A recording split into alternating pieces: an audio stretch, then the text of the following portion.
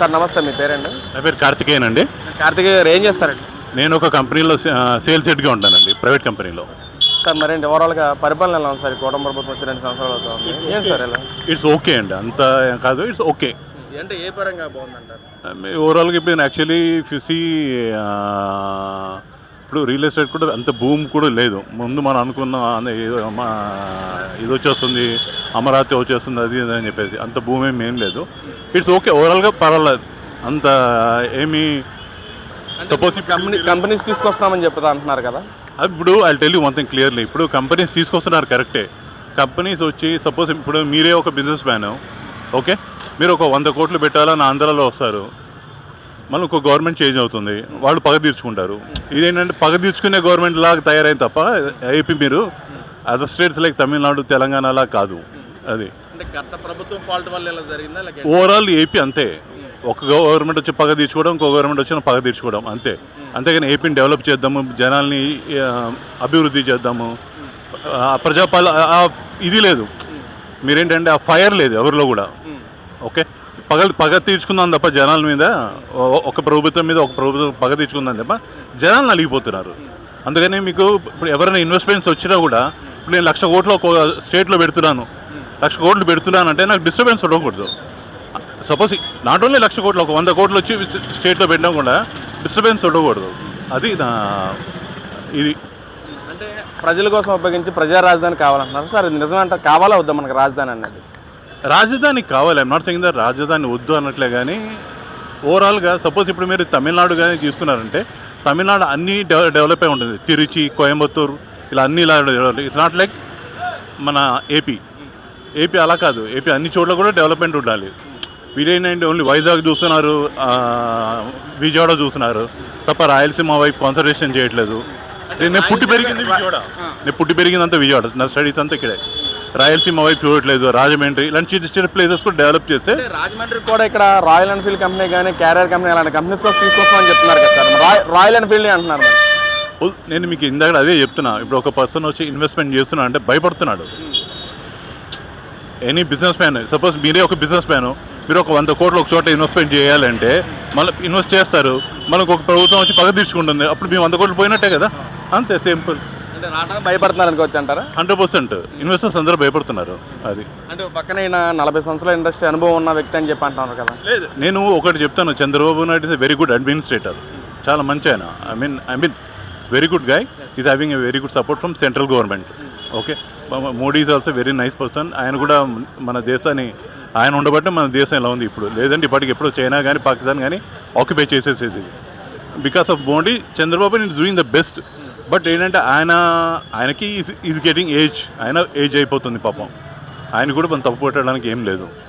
So alternative backup పెట్టుకోవాలి ఆయన, ఎవరు సీఎం బ్యాకప్ పెట్టుకొని అలా ప్లాన్ చేసుకోవాలి. మీకు అర్థమైందా? ఇప్పుడు పక్కన 15 సంవత్సరాల దాకా మేమే కలిసి ఉంటామని చెప్పి అంటున్నారు కదా. నేను చెప్తాను, మీరు ఒక ఉమ్మడి కుటుంబంలో ఉంది సార్. మరి ఫైనల్గా ఇప్పుడు దేశం మొత్తం కూడా ఆయిల్ మీద కానీ లేదా ఇంధన సమస్యలు చాలా తలెత్తిన పరిస్థితి. మరి ఈ రోజున ఇంధన సమస్య తగ్గించడానికి తక్కువగా వాడండి అని చెప్పి మోడీ గారు పిలుపునిచ్చిన పరిస్థితి. సరే, దాని మీద మీ ఒపీనియన్ ఏంటి అసలు? లేదు, కరెక్టే అది. ఎందుకంటే అది ఓవరాల్ వరల్డ్ ఈజ్ ఫేసింగ్.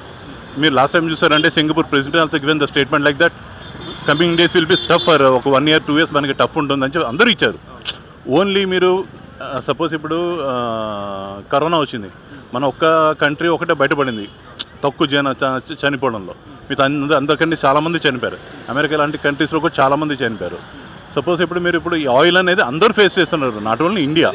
రాష్ట్ర ప్రభుత్వం వల్ల వచ్చిందా సార్, లేక దేశం వల్ల, దేశం మొత్తం ఇలా బాధపడుతున్నారని చెప్పి? రాష్ట్ర ప్రభుత్వాన్ని పిన్ పాయింట్ చేయడానికి తప్పది, అది దేశం మొత్తం వచ్చింది. అది అందరూ ఫేస్ చేస్తున్నారు, మన ఒక్కళ్ళే కాదు.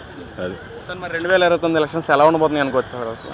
అది I don't know, no comment. గురుగారు నమస్తే, మీ పేరండి? నా పేరు రాయన్ పోతరాజ్ కుమార్. సరే సార్, ఓవరాల్గా కూటమి ప్రభుత్వం వచ్చి 2 సంవత్సరాలు అవుతుంది సార్. అసలు ఎలా ఉంది ప్రభుత్వ పనితీరు ఏంటి, అసలు ఎలా ఉందంటారు?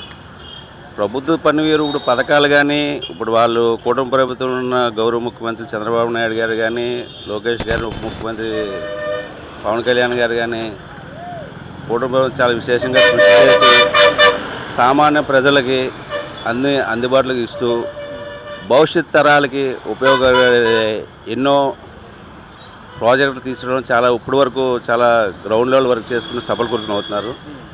అంటే ఏంటి ఓవరాల్గా ఓ పక్కనేమో అసలు ప్రభుత్వం నుంచి పథకాలు ఏమీ ప్రజలకు అందట్లేదు, డెవలప్మెంట్ ఏమీ చూపించట్లేదు, రాష్ట్రం మొత్తం అప్పుల పాలు చేసేది చంద్రబాబు అని చెప్పి అంటున్నారు సార్, మరేంటి?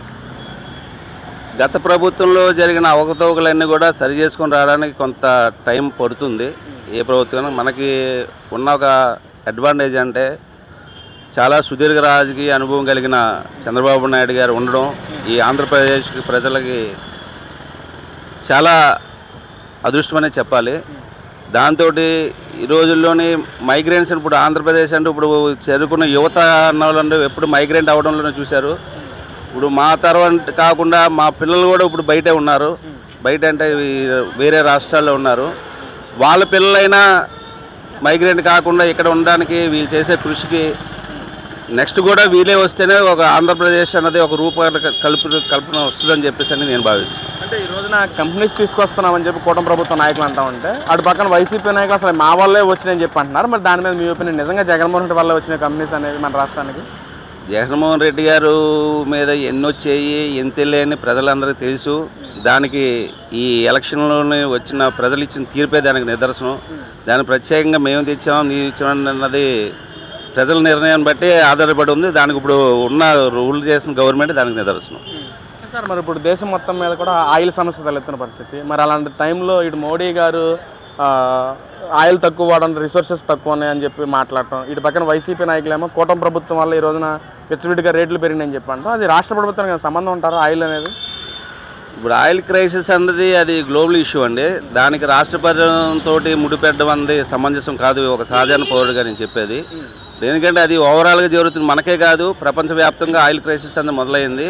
ఇప్పుడు దానికి రాష్ట్ర ప్రభుత్వాన్ని ముడిపెట్టడం అనేది సమంజసం కాదు. అంటే చంద్రబాబు బాదుడే బాదున కార్యక్రమంతో ప్రజలను విచ్చలవిడిగా దోచేసుకుంటున్నాడు. ఇటు పెట్రోల్ రేట్లు పెంచేశాడు, సామాన్యుడు బ్రతికే విధంగా సామాన్య సరుకులు పెంచేశాడు, కూరగాయల రేట్లు పెంచేశాడని చెప్పి అంటున్నారు సార్. ఏంటి సహజంగా కూరగాయ రేట్లు అనేది ఈ మే జూన్లోనే ఏప్రిల్ నుంచి మే వరకు జూన్ వరకు ఈ త్రూఅవుట్ ఓవరాల్ క్యాలెండర్ చూసుకుంటే ఎప్పుడు పెరుగుతూనే ఉంటాయి.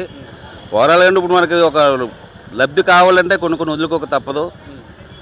ఫైనల్గా మరి 2029 ఎవరు గెలుస్తారు సార్, మీ అభిప్రాయం ఏంటి అసలు? ఒక సాధారణ పౌరుడిగా అయితే ఇక్కడే కాదండి దేశం మొత్తం మీద కూడా ఏ ప్రభుత్వం వచ్చినా 2 టర్మ్స్ చేస్తేనే ఆ రాష్ట్రానికి ఒక రూపకల్పన వస్తుందని నా వ్యక్తిగత అభిప్రాయం. అంటే ఈసారి 3 పార్టీలు కదా 30 పార్టీలు గెలిచినా మా విజయాన్ని ఎవరో ఆపలేరు అని చెప్పి వైసీపీ నాయకులు మాట్లాడుతున్నారు. 175 నియోజకవర్గాల్లో కొన్ని స్థానాలు ముందుగా ఎవరైతే నాయకులు ఉంటారో వాళ్ళని ప్రచారం చేస్తే మేమే గెలుస్తామని చెప్పి వైసీపీ నాయకులు ధీమా వ్యక్తం చేస్తున్నారు సార్. మరేంటి ఇప్పుడు నాయకత్వం అందని ఎప్పుడు ప్రజలతో మమేకమై ఉండేవాళ్ళే నాయకులకు ఎప్పుడైనా నిలబడగలుగుతారు. అది ఇప్పుడు ఉన్న మీడియా కానీ ఒకప్పుడు గతంలో కానీ ఇప్పుడు అన్ని మాధ్యమాలు ప్రచార మాధ్యమాలు విపరీతం ఉన్నాయి. ఏ గవర్నమెంట్ ప్రజలతో ఎప్పుడు మమేకమై ఉండే గవర్నమెంటే ఎప్పటికైనా నిలబడుతుంది. ఆ నాయకత్వం నిలబడితే ఏ నాయకుడైనా సరే ప్రజలతో మమేకమై నిలబడి సమస్యలు ఇంకా ఇప్పుడు ఏ రోజు మన గౌరవ ముఖ్యమంత్రి గారి దగ్గర డైలీ షీట్ ఉన్నట్టయినా ఆయన షీట్ చూపించుకున్నారు. అది చేస్తున్న మంత్రులు కూడా తెలుసు, ఎమ్మెల్యేలకు కూడా తెలుసు.